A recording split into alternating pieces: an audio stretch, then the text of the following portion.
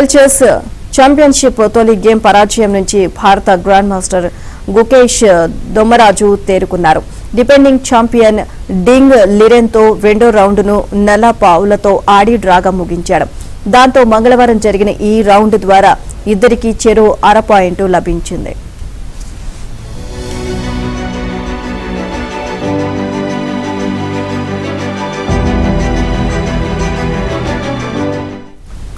అయితే సోమవారం నాటి మొదటి గేమ్లో నెగ్గిన చైనా గ్రాండ్ మాస్టర్ లిరెన్ 1-5-0-5 ఆధిక్యంలో నిలిచాడు. ఇక మొదటి గేమ్కు పూర్తి భిన్నంగా రెండో గేమ్ సాగింది.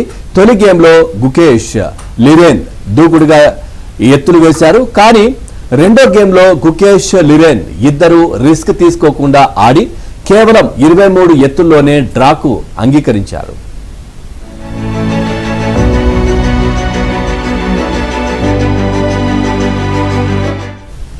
చెస్ లో అత్యంత పురాతనమైన ఇటాలియన్ ఓపెనింగ్ ను లిరెన్ ఎంచుకున్నాడు. ఇక రెండో గేమ్లో 14 ఎత్తుల తర్వాత భారత స్టార్ సమయాభావాన్ని ఎదుర్కొన్నాడు. కానీ తర్వాత పుంజుకోవడంతో గుకేష్ గేమ్ ను డ్రా దిశగా మళ్లించగలిగాడు.